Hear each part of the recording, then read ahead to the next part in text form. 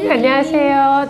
네, 정말 오랜만에 뵙는데요. 네. 오늘도 좀 유용한 얘기들을 가져오셨다고 들었어요. 제발 유용할 수 있기를. 제 주변에 임신한 친구들이 많다 보니까 요즘 피부 고민에 대한 질문을 많이 듣게 되더라고요. 그래서 그런데 원장님께서는 혹시 자녀분이 계신가요? 네, 저에게는 큰 2명의 자녀가 있죠. 네. 그러면 이제 자녀분이 있는데 임신 기간 동안 피부가 많이 변한다고 맞아요. 얘기하잖아요.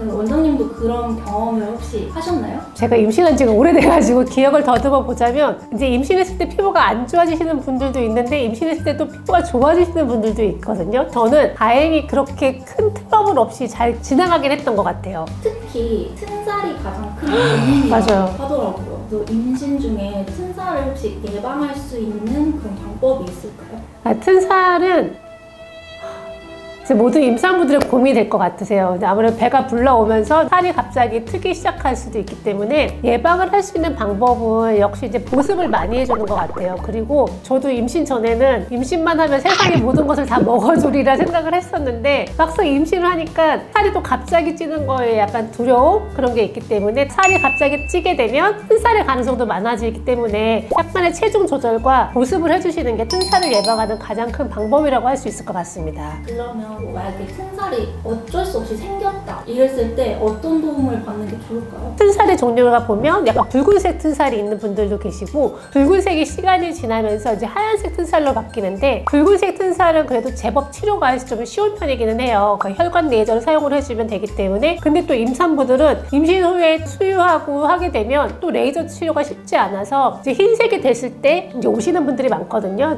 근데 전보다는 레이저의 방법들이 많이 좋아졌기 때문에 튼살 같은 경우에도 피부를 리모델링 해주면서 개선시킬 수 있는 방법들이 있기 때문에 수유가 끝나고 안전기에 접어두셔서 병원에 내원해 주시면 그거에 맞춰서 이제 저희가 치료 방법들을 제안을 해줄 수가 있을 것 같고 확실히 치료 효과도 안 하는 것보다는 훨씬 더 나으신 것 같다고 생각이 듭니다. 그러면 출산 후에 레이저 치료를 들어가야 되는 거예요? 그렇죠. 아무래도 임신 기간에는 혈관 레이저가 그렇게 따에 영향을 미치거나 그런 레이저는 아닌데 하시면서 좀 아프거나 했을 때 스트레스를 받거나 그럴 수가 있기 때문에 그런 부분에서 일단은 레이저는 출산 후에 하시는 거를 좀 권해드리긴 합니다. 출산 후에 네. 레이저 치료를 한다고 이제 오셨을 때 제일 추천하는 시술이 있을까요?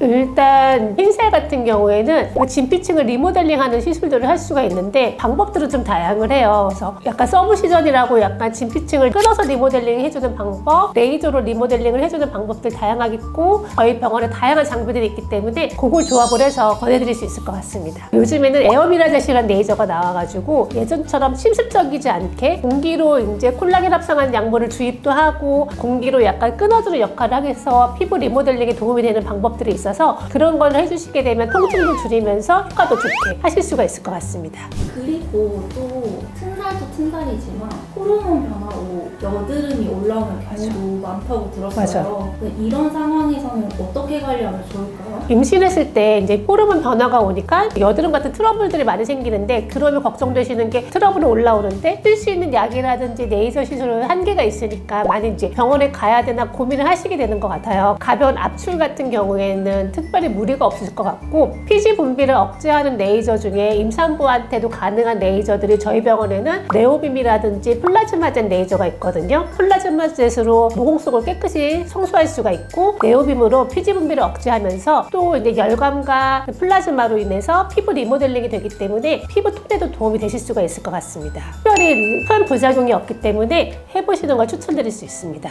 마지막으로 임신 중 사용하면 안 되는 화장품이나 그렇죠. 꼭 주의해야 할 성분들이 있다면 알려주시면 좋을 것 같아요. 임신 중에서 사용하면 안 되는 성분 같은 경우에는 많은 분들이 알고 계시겠지만 대표적으로 바르는 레티노이드, 스티바에 같은 연고 같은 경우는 피해 주시면 좋으실 것 같으세요. 마지막으로 네. 임신을 하고 있는 사람들에게 조언 한마디를 해주실 수 있다면 어떤 게 있을까요? 임신을 하게 되면 아무래도 피부 변화도 오게 되고 감정 변화도 오게 되니까 나름의 스트레스들이 좀 생기게 되거든요. 그런데 아이를 생각하면 해도 되나 말아야 되나 되게 고민되시는 부분들이 많으실 것 같으세요. 근데 아이에게도 안전하면서 산모에게도 도움이 될 수 있는 시술들이 있기 때문에 너무 고민하지 마시고 내원해 주셔서 같이 고민해 봤으면 좋겠습니다. 오늘의 정보가 여러분들에게도 도움이 됐길 바라고 다음 시간에 또 뵙겠습니다. 감사합니다.